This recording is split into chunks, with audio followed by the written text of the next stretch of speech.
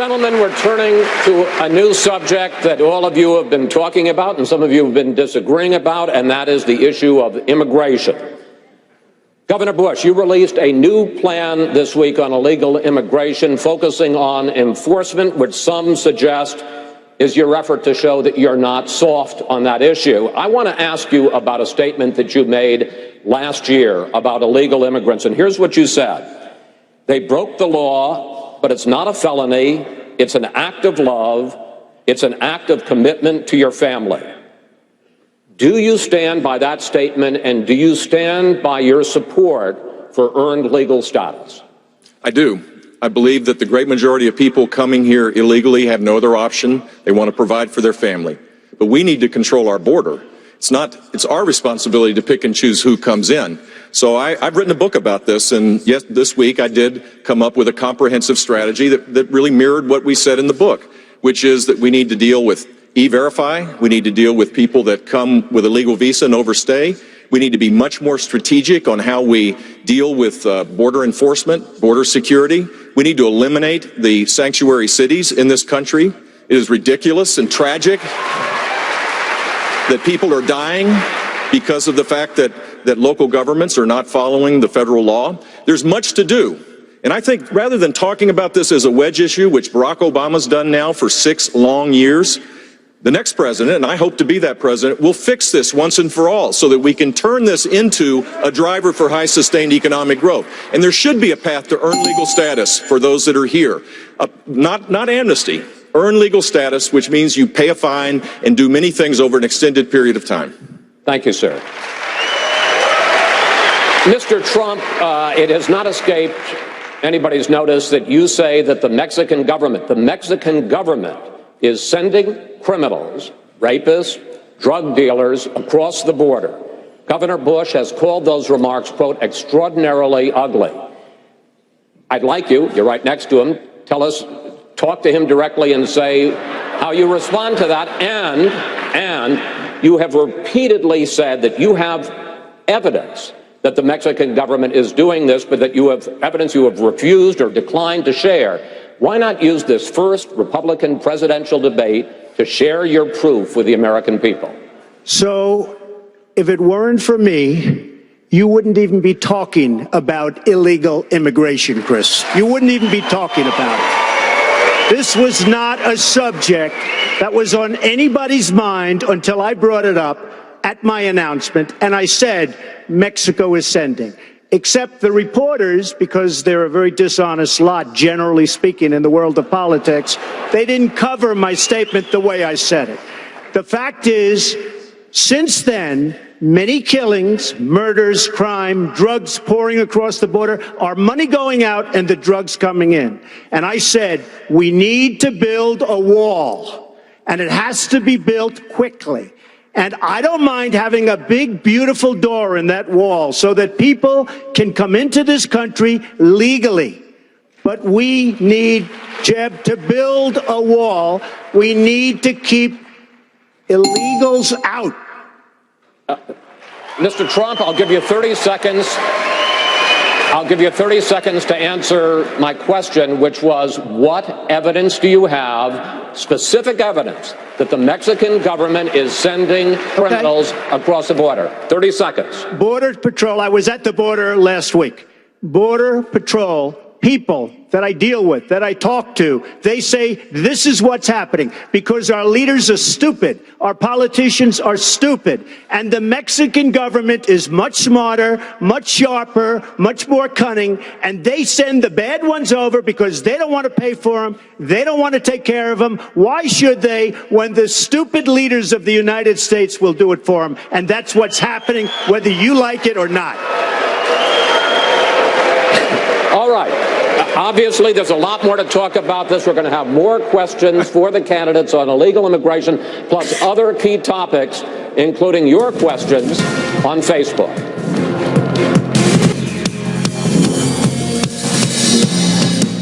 Welcome back to Fox News Facebook Republican Debate Night. We're going to continue the questions now on illegal immigration. We kind of ended with a cliffhanger there, so let's continue the conversation. Governor Kasich, I know you don't like to talk about Donald Trump, but I do want to ask you about the merit of what he just said.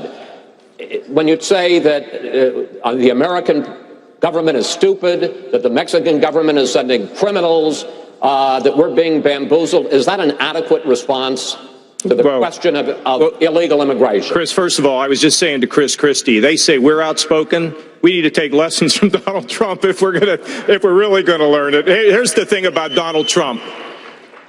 Donald Trump's hitting a nerve in this country. He is. He's hitting a nerve. People are frustrated. They're fed up. They don't think the government is working for them. And for people that want to just tune him out, they're making a mistake. Now, he's got his solutions. Some of us have other solutions. You know, look, I balanced the federal budget as one of the chief architects when I was in Washington. Hadn't been done since. I was a military reformer. I took the state of Ohio from an $8 billion hole and a 350,000 job loss to a $2 billion surplus and a gain of 350,000 jobs. Respectfully, can we talk about illegal immigration? But the point is that we all have solutions. Mr. Trump is touching a nerve because people want the wall to be built. They want to see an end to illegal immigration. They want to see it, and we all do. But we all have different ways of getting there, and you're going to hear from all of us tonight about what our ideas are. All right. Well, Senator Rubio, let me see if I can do better with you. Yeah.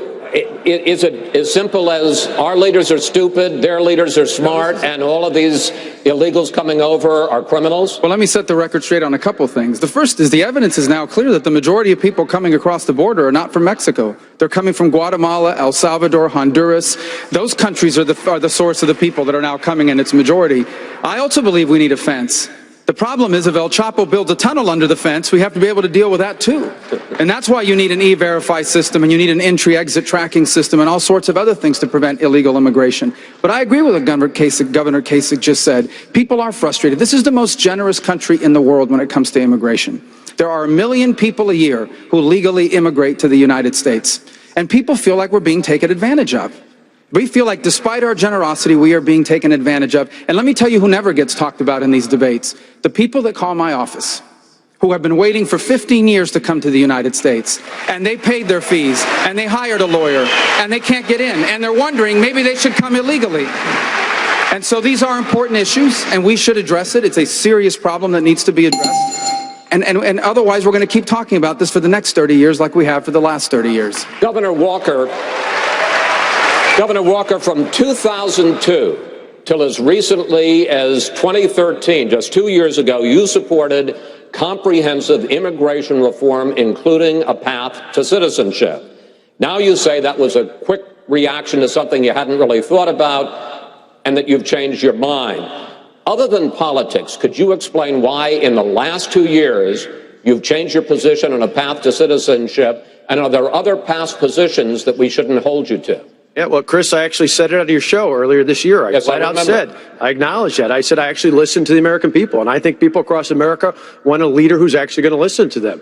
I talked to border state governors and other elected officials. I looked at how this president, particularly through last November, messed up the immigration system in this country. Most importantly, I listened to the people of America. I believe we need to secure the border. I've been to the border with Governor Abbott in Texas and others, seeing the problems that they have there. There's international criminal organizations penetrating our southern-based borders, and we need to do something about it. Secure the border, enforce the law, no amnesty, and go forward with a legal immigration system that gives priority to American working families and wages.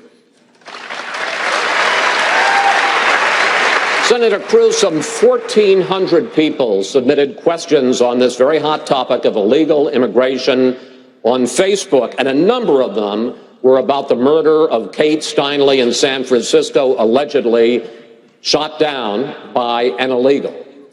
Doug Betancourt sent this question: will you support Kate Steinle's law, which would impose a mandatory 5-year prison term for an illegal who's deported and then returns to this country? And will you defund sanctuary cities for violating federal law?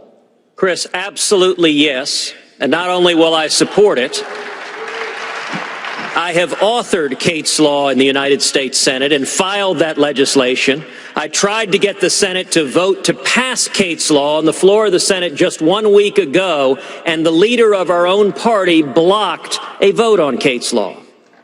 You know, there was reference made to our leaders being stupid. It's not a question of stupidity. It's that they don't want to enforce the immigration laws. That there are far too many in the Washington cartel that support amnesty. President Obama has talked about fundamentally transforming this country.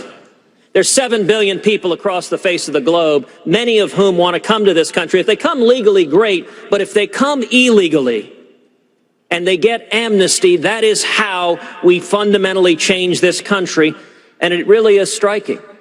A majority of the candidates on this stage have supported amnesty. I have never supported amnesty, and I led the fight against Chuck Schumer's Gang of Eight amnesty legislation in the Senate.